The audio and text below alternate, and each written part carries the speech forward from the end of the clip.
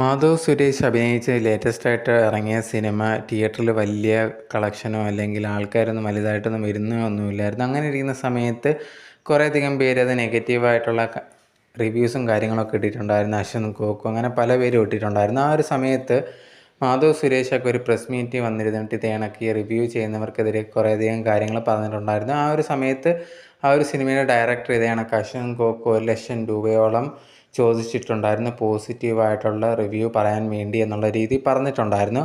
അതിനുശേഷം അശ്വന്ത് കോക്ക് ഇതിന് മറുപടിയായിട്ടൊരു വീഡിയോ ഇട്ടിട്ടുണ്ടായിരുന്നു. നിൻ്റെ കയ്യിൽ അതിന് തെളിവുണ്ട് എന്നുണ്ടെങ്കിൽ നീ അത് വെളിയിൽ വിടുക, അല്ലാതെ ആവശ്യമില്ലാതെ കള്ളങ്ങൾ വിളിച്ചു പറയരുത് എന്നുള്ള രീതിയിൽ പറഞ്ഞിട്ട് ഭയങ്കരമായിട്ടുള്ള ദേഷ്യപ്പെട്ടുകൊണ്ട് തന്നെയായിരുന്നു അശ്വന്ത് കോക്ക് ഒരു വീഡിയോ ഇട്ടിട്ടുണ്ടായിരുന്നു. അതിനുശേഷം ഇപ്പോൾ ലേറ്റസ്റ്റായിട്ട് കഴിഞ്ഞ ദിവസം മാധവ് സുരേഷ് ന്യൂസിൽ വന്നിട്ട് ഇതിനൊക്കെ ഉള്ളൊരു മറുപടിയായിട്ട് വന്നിട്ടുണ്ടായിരുന്നു.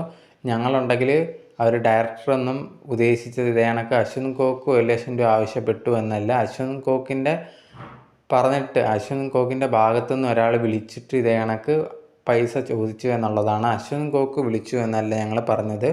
ഇത് അദ്ദേഹത്തിന് വല്ല വിഷമം ഉണ്ടാക്കിയിട്ടുണ്ടെങ്കിൽ അതിൽ ക്ഷമ ചോദിക്കുന്നു എന്നുള്ളൊരു കാര്യം കൂടി മാധവ് സുരേഷ് പറഞ്ഞിട്ടുണ്ടായിരുന്നു.